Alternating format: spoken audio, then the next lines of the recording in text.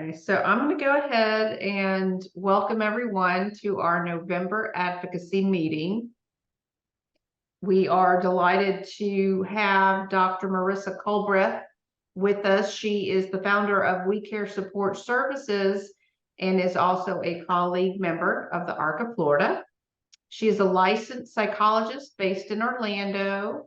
We Care Support Services empowers people with disabilities through education, training, and employment services while embracing their values in every interaction.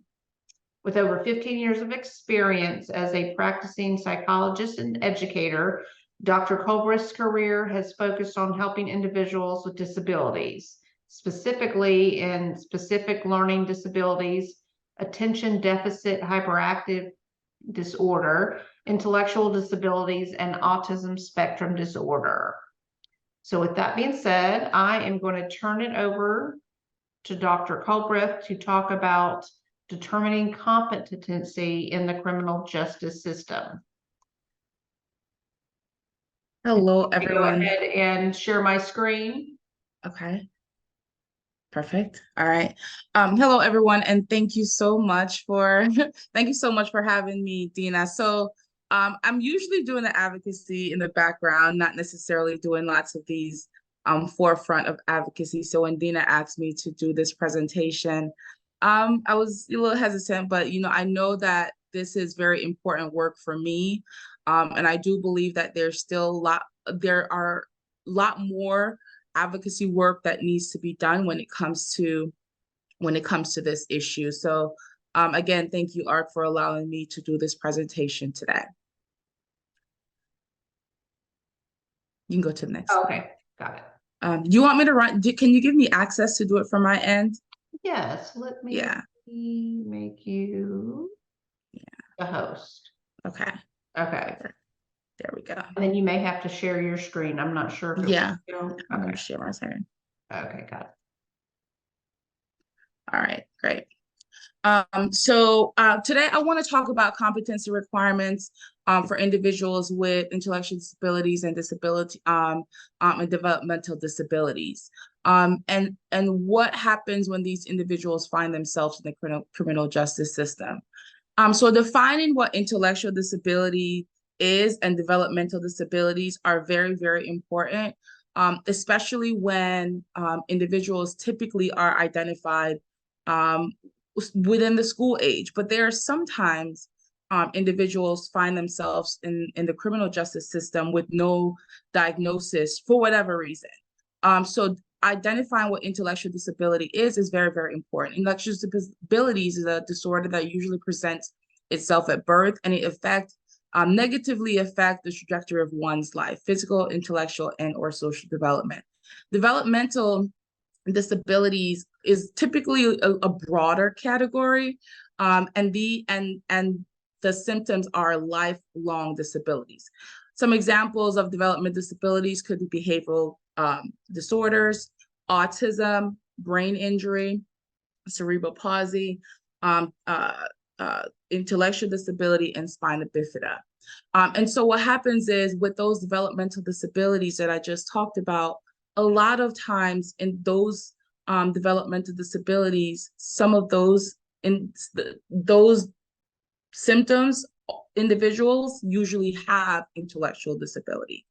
So intellectual disability is typically an individual who have an IQ score of 70, 69 or below. So we talk about individual disabilities and cognitive scores or cognitive ability. Majority of the population standards or IQ score is about 90 to 109, which is within the average range. So individuals who are characterized as having intellectual disability, their scores are typically 2 standard deviation below the mean, and that is where that 69 or below comes into play when we talk about intellectual disabilities.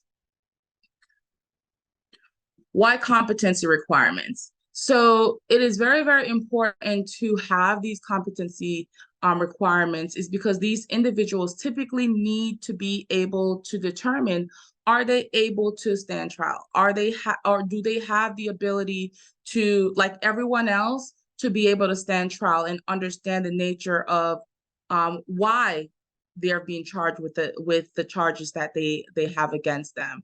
And these individuals are more likely to be involved in the criminal justice system. So that it's really, really important for individuals who come into contact with these individuals and knowing what the criteria is for determining if these individuals need a competency evaluation. And I want to also reiterate, because I see this a lot of times where sometimes school records show that these individuals have these diagnoses. However, there are lots of circumstances and situations where these individuals aren't identified before the age of 18, right? So is it that individual was never intellectually disabled prior to the age of 18, or were they not identified? So keeping that in mind when working with this population and going through the process of determining why a competency evaluation is needed. Any questions? And I want to keep this as informal as possible. So if I'm going through something and you have a question, please feel free to raise your hands and ask any questions if you need to.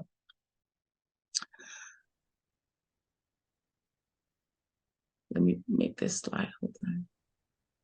Actually, if you hit on the little presentation thing. I'm gonna do that right. I realized that it was non-presentation. Oh, that's okay. Okay, there we go. There we go.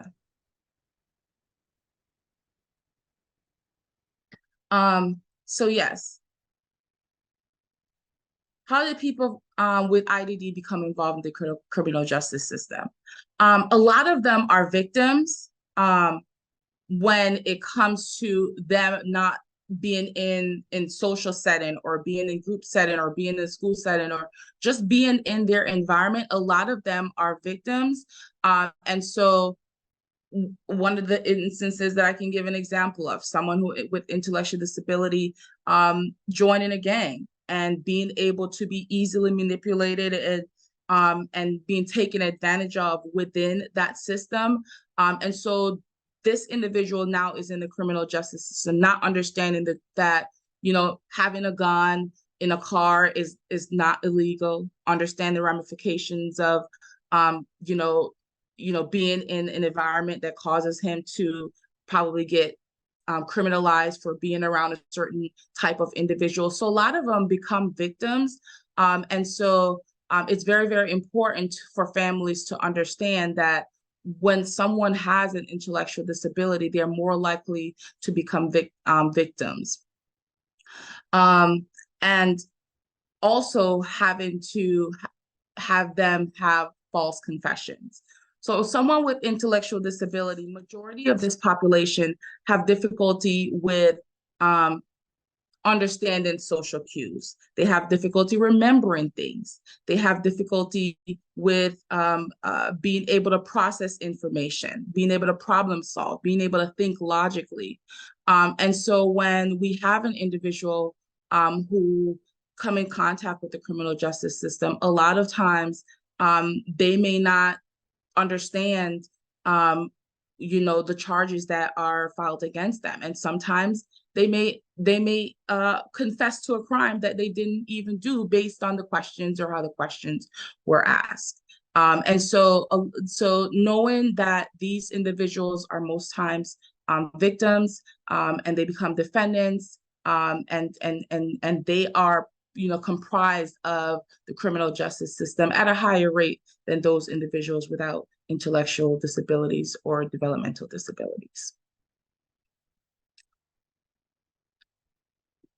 What is competency? So competency and insanity. So those are two different things. So understanding the difference between what is the competency evaluation and insanity. So someone who commits a crime and they don't have intellectual disability or developmental disabilities, and they commit a crime in the heat of that crime due to paranoia or due to them having some sort of psychopathology diagnosis, such as schizophrenia, that person technically can be considered to be legally insane, but they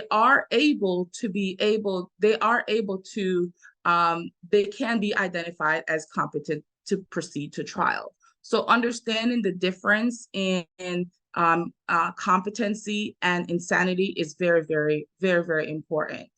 So the competency is being able for the defendant to understand the charges and allegations against them, comprehend the possible penalties, understand the adversarial nature of legal process, and have the ability to disclose to an attorney the pertinent facts that would aid in their defense. So when we the next slide, I'm going to talk about there are 6 things when I write my evaluations for competency, my competency report. These questions have to be answered, right? So we have to be able to say, is this person competent or not?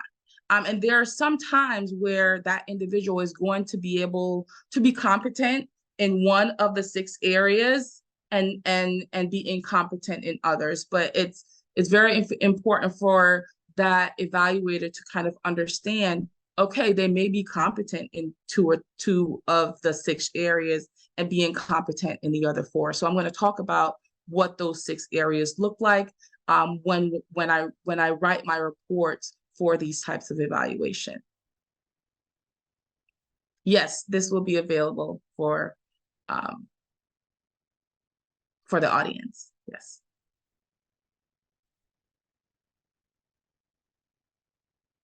Okay, so as we talk about, what are some types of competencies? One of the basic types of competency is being able to waive Miranda rights. A lot of individuals with intellectual disability, they fail this first part of competency in the sense of them not knowing that they have the right to say, I want to have an attorney, and being able to make decision that is not influenced by the police or whoever is questioning them. And sometimes this is the first part of where that individual lack the ability to understand or lack the ability to problem solve. And I want to say that a lot of times these individuals have communication difficulties. And some of the assessments that I'm going to go over that is administered to this population, having that communication difficulties, that expressive language and receptive language, right? So not necessarily speaking a different language, but being able to understand words and process words and understand words. So being able to express things and understand things that are being presented to them. And so most of the time, this population have communication delays in addition to their intellectual functioning. The Dusky standard. A person is competent to stand trial if he or she has sufficient present ability to consult with his or her attorney with reasonable degree of rational understanding and rational as well as factual understanding of the proceeding against them. What we know is that this population has significant difficulty with reasoning.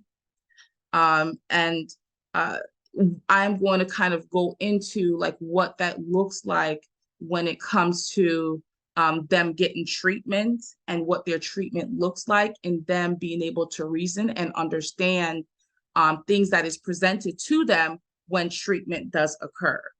So knowing that the vast majority of this population have a difficulty with the reasoning, it's sometimes difficult to kind of explain to individuals when they say, oh, this person has been treated, so they're now competent, right? So what does that look like? Because one does not have intellectual disability this year or developmental disabilities in 2023, they get treatment and they're no longer intellectually disabled or have developmental disabilities.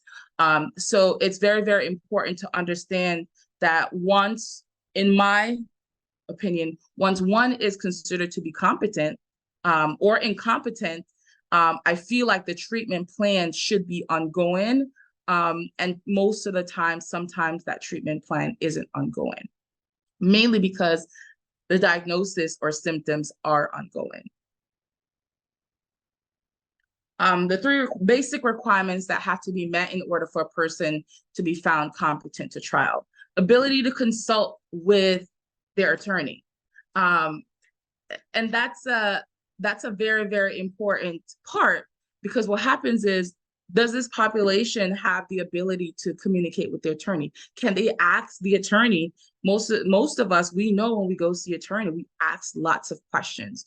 What are my options? How are we going to fight this? What are the charges that are being, held against me? So being able to have a conversation that is reciprocal, right? So sometimes individuals can consult with attorney, but if the attorney is doing most of the talking, that is not considered to be a reciprocal conversation where that individual is being able to give their input or ask questions that are meaningful for them and for their case. I have a quick question. So just on that fact alone, if you have an individual family member, you hear of all the times that some people in the IDD community are found competent. But if they can't have a meaningful conversation and obviously meet the other two things, why does that seem to fall through the cracks there? The cracks, yes. And I think that falls through the cracks because it varies by state in determining what's intellectually disabled, unfortunately, right? And so when I do my competency evaluation, I do a comprehensive evaluation where I look at that person's intellectual functioning. And within that IQ test, it breaks down verbal communication, it breaks down visual spatial reasoning, it breaks down working memory, it breaks down fluid reasoning, it breaks down processing speed. So when I do my evaluation, it's comprehensive and it looks at all of those categories. Sometimes not everyone do those types of evaluations. So that not being explained in a report, like, hey, this person has difficulty with communication. This person have difficulty with verbal reasoning. And sometimes when that is not discussed more, and I feel like that's one of the reason why these types of trainings are important, because attorneys and judges needs to understand that these individuals have difficulties in this area. They're not going to be able to ask questions and have reciprocal conversations. So it does fall through the crack, mainly because of education to the individuals within the criminal justice system. If that answers your question. It does, which is unfortunate that yes, they're not educated enough to catch that. So absolutely. Understand why he or she is in court. And a lot of times the developmental disability population that struggles with this a lot are those individuals who are on the spectrum, right? Sometimes they're not able to understand why they're in a setting that they are in. And sometimes they may act inappropriately. And sometimes they may say things that are inappropriate, and it may be deemed as being disrespectful, or maybe deemed as, not being able to follow, court behaviors, appropriate behaviors. So a lot of times individuals with autism really, really struggle with this part, because they may act inappropriately because that's part of their disability. They have difficulty acting appropriately in social settings or in different settings that is unfamiliar to them. And so this portion right here really is one of those things where sometimes, depending on that IQ level of those individuals, there are some individuals who are intellectually disabled who are a little higher functioning. Those are like the tier 1, I would say. So their IQ score is between 60, 62 and 69. So they're a little bit more, they have a little bit more understanding. But then when you have those individuals with IQ scores in the 50s and 40s, they're not going to be able to understand why he or she is in court. Individuals with disability need to be taught things over and over and over and over and over and over again, right? And so if this population is not taught how to act appropriately and understand how to act accordingly in the courtroom, they're not going to be able to pass this particular requirements. And so keeping in mind that, especially with autism spectrum disorder, that this particular area might be delayed, can assist in his or her defense,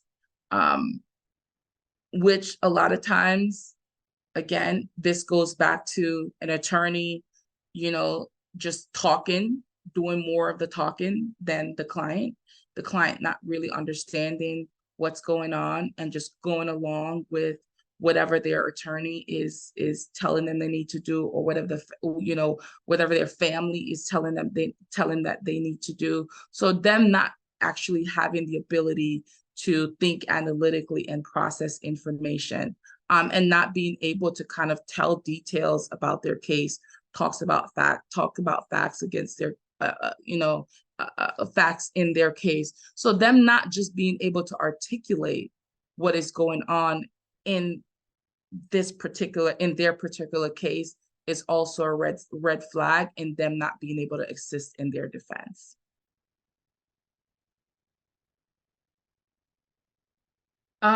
So the competency evaluation, defendant has a constitutional right to have a competency evaluation before proceeding to trial. And so the good thing is that I feel as though more and more attorneys are aware of this process and knowing and working with clients with disabilities. I think through a lot of awareness, more individuals are being given competency evaluation. And I think that it's a wonderful thing. But I think that understanding the treatment that goes along with determining if one is competent and incompetent is something that still needs a lot of work and still needs a lot of awareness. So this part is where, I'm going to go through how the expert is initially identified by the court. So an attorney says, hey, I think my client might have a disability, developmental disability, intellectual disability, right? And so the court now determines who the expert is going to be. And so they have a list. Typically, different circuit courts have a list of experts, and that attorney chooses from that list of experts for that particular client. So the expert could be a psychologist. The expert could be someone who has a long history of diagnosing and evaluating individuals with intellectual disabilities and developmental disabilities. And it could also be social service individuals who have extensive history and provides, some history, social developmental history about this population. So the expert are typically selected by the courts, and the courts have a listing of these individuals or of these experts who they're able to select from. So decide whether one is intellectually disabled or autistic, which is one of those things where is very, very important to me, right? Because sometimes individuals have a history of diagnosis, and they have those diagnoses prior to them being 18 years old. The problem comes in where individuals graduate high school, have never been identified with intellectual disability or autism, and now they're in the system. And I believe that a lot of times that is where advocacy work should come in identifying who these individuals are who weren't identified prior to them being 18 years old. When one is diagnosed with intellectual disability, the criteria has to be, one has to be given a cognitive assessment, an adaptive assessment. So that adaptive assessment tells us, can this person function independently? Are they able to take care of their basic needs? Some of the basic needs could be them washing their, brushing their teeth, showering when they're supposed to, paying their bills when they're supposed to, being able to live independently, being able to function independently. So having an intellectual assessment or cognitive assessment, having an adaptive assessment, and being able to look at those scores and determine if those scores are similar, right? So one who has a score, a standard score of 69 or above cognitively should also have an adaptive score of 69 or below, right? And so when you have those scores of 70 or below or 69 or below, determines one intellectual disability diagnosis. Autism is a more comprehensive. So the autism spectrum disorder looks at communication development, looks at social emotional development, looks at behavior rigidity, looks at reciprocal communication. So having a diagnosis of autism and intellectual disability after the age of 18, I believe, is somewhat a little bit more difficult for experts to be able to answer the 6 questions, because sometimes evaluators don't have a lot of time, and comprehensive evaluation takes a lot of time. So a lot of times information is utilized from school records. But what if you don't have any school records? So being able to know when a comprehensive evaluation is necessary for those who have not been identified.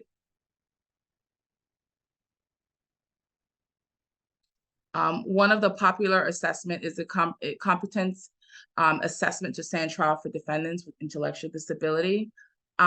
This particular assessment is one where it gives scenarios of basic legal concepts, and the examiner reads these questions to the individual, and it's at a 4th grade level or less. And in given this test, in addition to a cognitive ability test, you'll see a lot of these individuals, a lot of their responses are one-word responses, or a lot of the responses or that they don't know. So being able to sometimes break things down into smaller instruction is needed for this population when given this task. So, the fact that it's at a 4th grade level, and the fact that the questions are being read to this individual, they still struggle with answering the question, and their responses are typically one-word responses, and sometimes a lot of them experience echolalia, where they just repeat what you just said to them. So when given this test, being able to write down verbatim what the individual's responses are very, very important, because how they respond in this particular setting where they're being asked question is typically how they're going to respond when they are meeting with their attorney, or when if they decide that they're going to take the stand. So this particular assessment is really, really good in identifying their ability to answer questions. This assessment is similar, and typically it gives hypothetical types of questions.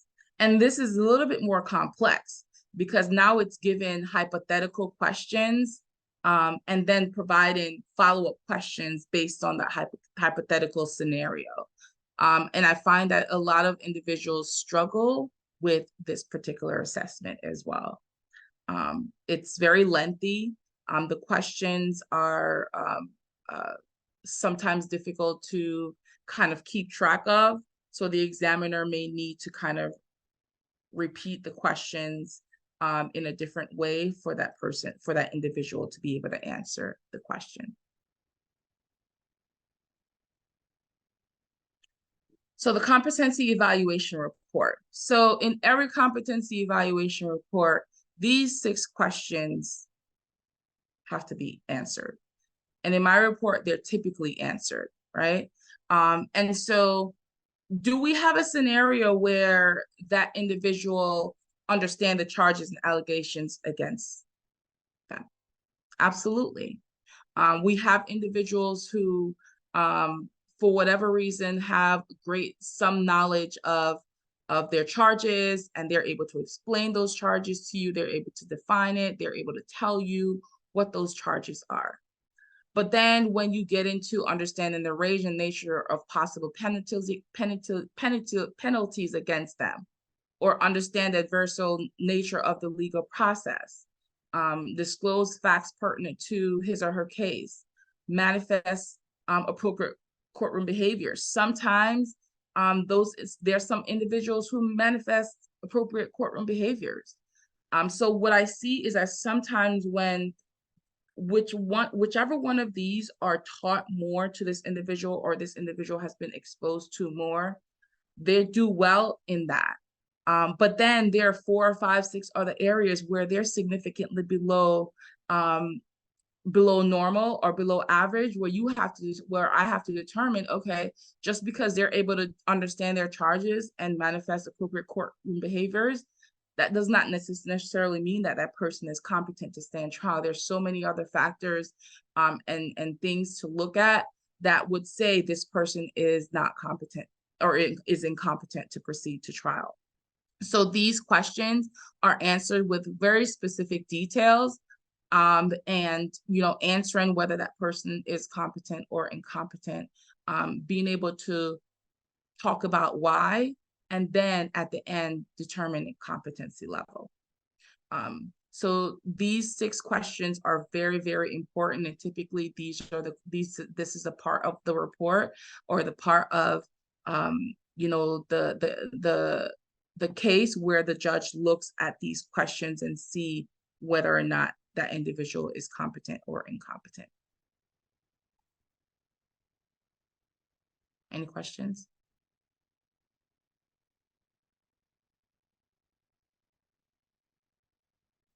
Treatment recommendations. It's very unfortunate, but the treatment for individuals with disability within the court system is very limited. And sometimes the treatment is not tailored to the needs of that individual that is found to be incompetent. One of the things that I feel like should be discussed is what treatment plan that can be tailored to those individuals with intellectual disability and or developmental disabilities. What treatment plans can be specific to their needs? This population struggles significantly with retaining information, remembering information, right? So if we have someone who is deemed incompetent, and we say that this particular treatment plan should be implemented 1 or 2 times a week for a year, but then the treatment is not implemented 1 to 2 times a week, and it was only for 2 weeks or 3 weeks or 2-3 weeks or 6 months or whatever. So that shows that that individual was not provided the appropriate treatment for them to be successful. In order for individuals with disability or developmental disability to be able to remember information, the information has to be very, very specific, sometimes provided with visual representation, and has to be consistent. And so when you remove those factors in the treatment plan where it's not consistent, where it's not tailored to their needs, and where it's not concrete, because it needs to be concrete for them to be able to understand, then is it really a treatment plan? And so what we find is that a lot of the treatment aren't necessarily treatment, it's just putting a Band-Aid over something, because eventually these individuals end up right back into the same situation. And then you have to determine whether or not an individual is competent or not competent, right? And so that there's this back and forth of, well, Johnny was incompetent 2021. He did something again that causes him to be back into the court system, and we have to determine if he's incompetent again. In my opinion, is somewhat redundant, because if Johnny was intellectually disabled last year, he's most likely going to be intellectually disabled this year, and is going to struggle and is going to be incompetent. But being able to just say, hey, this person's treatment plan was not implemented with fidelity, and then begin the appropriate treatment instead of kind of, going around in circles, and which a lot of times happen with this population.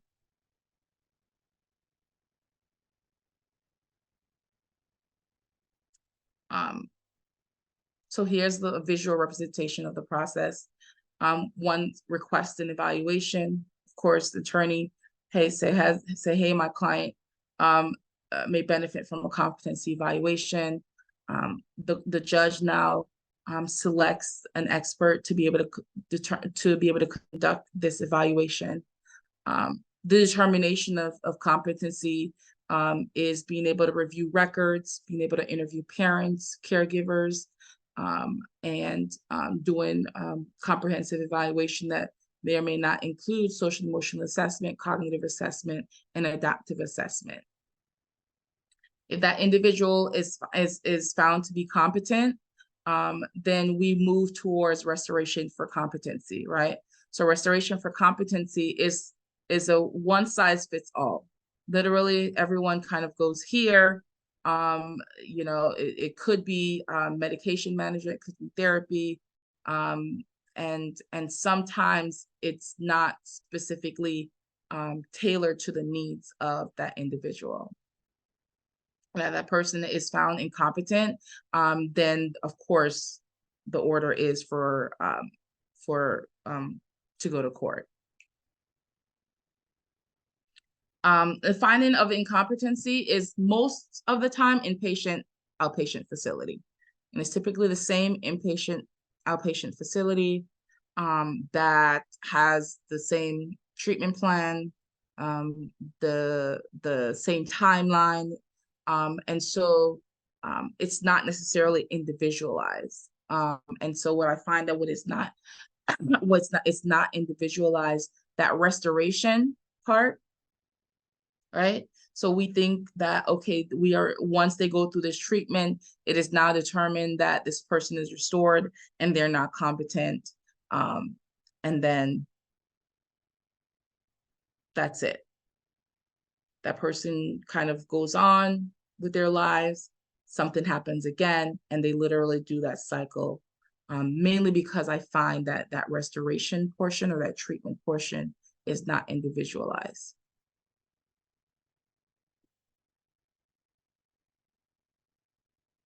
So the Atkins standard law is basically a law that says that if someone is found to be incompetent, they cannot be executed. And again, Florida, against every state has their criteria of what that intellectual disability looked like. And Florida no longer requires an IQ of 70 or below to demonstrate intellectual disability. So this kind of creates that argument of what does one look like. So in addition to doing those other assessment adaptive measures and those competency assessment and IQ, sometimes it's very difficult, because if we don't have that number, how does one determine intellectual disability? How to protect your loved ones. Talk to your attorney. But again, sometimes some population don't know that even in talking to their attorney, knowing to ask for a competency evaluation, or their attorney knowing to request a competency evaluation. But talk to your attorney, be involved in the process. I feel like a lot of more attorneys need more education, more judges need more education about this population. And I feel like education about this population and them being in the court system and what that looks like, what that visually looks like. There's this idea of this person doesn't look intellectually disabled, or this person doesn't look, autistic. So being able to change that mind frame of, what this population looks like, not necessarily the physical appearance, but what they struggle with when it comes to their ability to process information, their ability to think analytically, their ability to express themselves, their ability to understand things that are being said to them, their ability to be able to function within a social environment independently, understand social cues, being able to have reciprocal conversations. Those types of things is what needs to be more expressed and visualized to individuals who function with this population. And educate yourself, and parents, judges, attorneys, educate on what this disability is. And here are some different organizations that works with this population, and resources for people with IDD within the criminal justice system. Any questions? Thank you. Any questions? I'm gonna open it up. Do we have anybody that has any questions? I got a question. It's Alan Brumwitz. I know everyone talks to their kid before they go out, if they're going to be on their own, in case about what to do when you come in contact with a police officer. And you've heard about people confessing to things they didn't do because they want to please. What type of advice would you give parents on dealing with the criminal justice system when they're not involved in the criminal justice system? Because they might come in contact with things that could lead them into the criminal justice system. Right. And I think that starts really, really early, and it starts with educating them about what happens when they come in contact with the criminal justice system. And one of the things that work is social stories. So parents being able to read scenarios to them about how to act when you encounter a police officer, or how to act when you encounter someone within the legal system. Those types of social stories resonate a lot more than telling Johnny, hey, Johnny, when you see a police officer, don't do this. If a police officer pulls you over, you're supposed to say this, or you're not supposed to say this. So being able to create a more structured instruction for them is more realistic, and it's going to allow them to remember that information more quicker when it happens. So those social stories and scenarios, and repeating it over and over and over again, which is really and truly the only way that this population is able to learn. But you could tell them something today and you think that it's processed and they know it, and then tomorrow is as if you don't know that, you have never presented that information to them. So continuing to do those social stories, those different scenarios over and over again so it can stick, is one of the best ways for them to be able to retain that information and be able to do the correct or appropriate thing if they encounter the criminal justice system. We do have one question in the chat. Do the judges and attorneys typically agree with the findings from the evaluation? That is a great question. It varies. We have some judges and we have some attorneys who have family members of individuals with disabilities, so they're more aware of this population. And I find that when we have those individuals who are affected by immediately through a family member, the findings are more received. Dealing with a judge or an attorney who is not familiar, who is not educated, sometimes it can be a little bit more difficult in helping them to understand. Also, it also depends on what the severity of the charge too. So the severity of the charges, and if someone has a belief about hey, if you do this crime, this is the punishment, trying to change that individual's mindset by saying that the person that did these horrendous crime is because they have difficulty with understanding or processing and problem solving. They're not going to be as open to receiving it. So it all depends on the judge and the attorneys, and really that is where that education piece come in them having that understanding despite the level of the charges against the defendant. How would you suggest that as an advocacy group, we educate other lawyers and judges in the criminal justice system?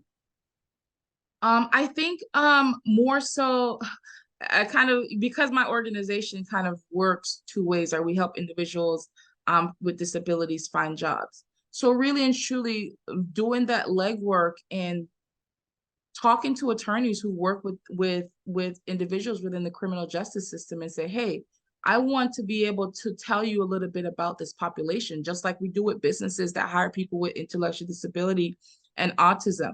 We had to hit the legwork and say, hey, can we show you how to work with this population? Can we show you what works? Can we show you what type of accommodations is needed for them to be successful? So really being able to have conversation that is meaningful to the individuals that deal with this population a lot. I feel like that's something that works when it comes to the employment side. And I believe in this situation, I believe having those conversations will work as well. Great. Let's see. Here's another question.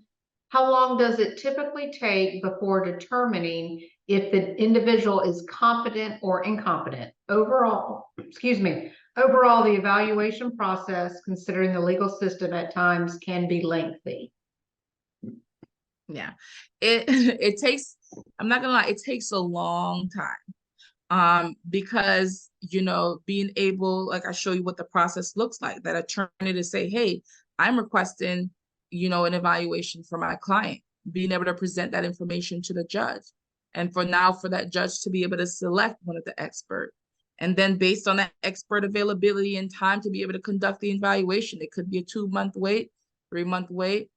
That evaluator picks up that case, conducts the evaluation, write the report, submit it to the courts, and then the court now have to admit that report as evidence. So the process can be very, very lengthy.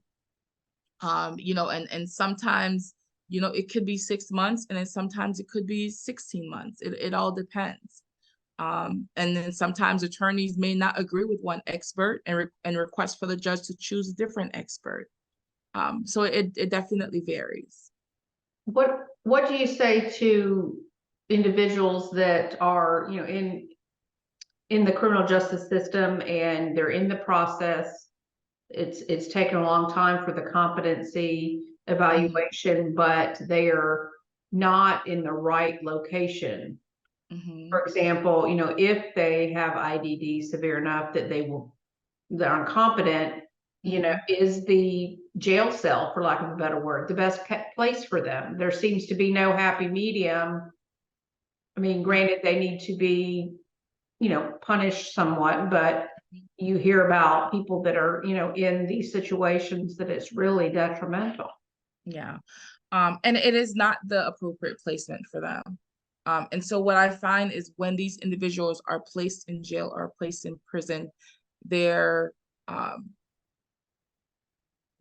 typically beaten, they're typically raped, they're typically taken advantage of, and they leave, if they do leave, with severe psychopathology. A lot of them develop a lot of paranoia because they're so scared to go to sleep at night, because they're afraid of what's going to happen to them if they go to sleep.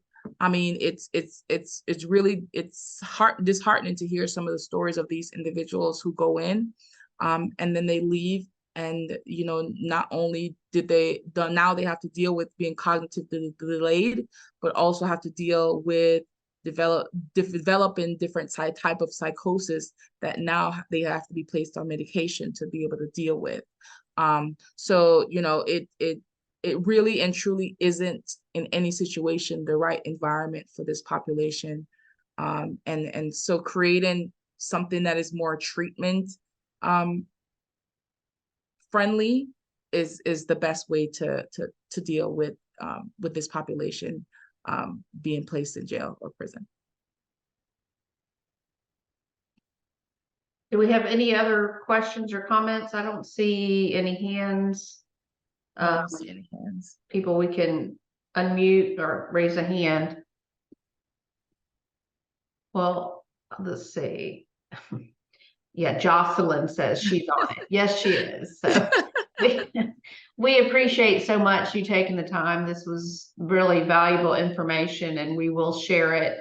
And I think the criminal justice system has a lot of work cut out. Definitely. So, Yeah. Yes. well, Absolutely. we hope that people will join us in December. Alan, do you want to say a few highlights? Well, Doctor, I really appreciate you doing this. What we're finding is more and more issues are coming to the ARC of Florida's attention involving criminal justice. We have individuals who plan is not followed and the person acts out, and next thing you know, they're in jail. We're finding individuals in solitary confinement because of their disability. And I think we're going to be doing more and more things dealing with the criminal justice system. But we do appreciate you being a community partner too. Having a community partner like you for the ARC of Florida allows us to refer people to you that are having challenges in this regard. And just want to thank you for all you do for people with disabilities, you and your team. Thank you so much. Thank you guys so much again for having me. And thank you for considering me, Dean. I really appreciate it. Well, thank you. We do have one question. Someone raised their hand. Mervin, did you want to, are you unmuted?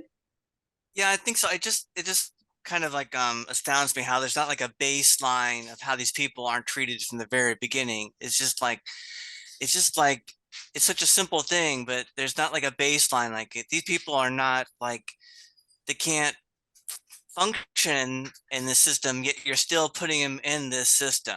It just astounds me. Absolutely. And I think that's why we got to work with, you know, Disability Rights Florida and other attorneys to come up with some policy changes for the state, because I think they'd be receptive to it.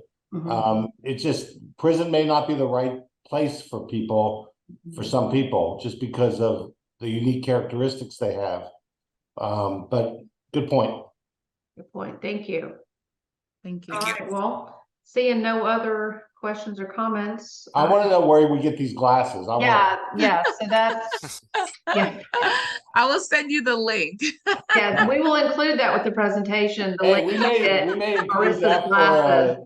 for advocacy days. Maybe that could be one of the things we put in the bag. Yes. For advocacy days. All right. Well, thank you all so much, and we will see you next month. All right. Thank you guys so much. Have a great week.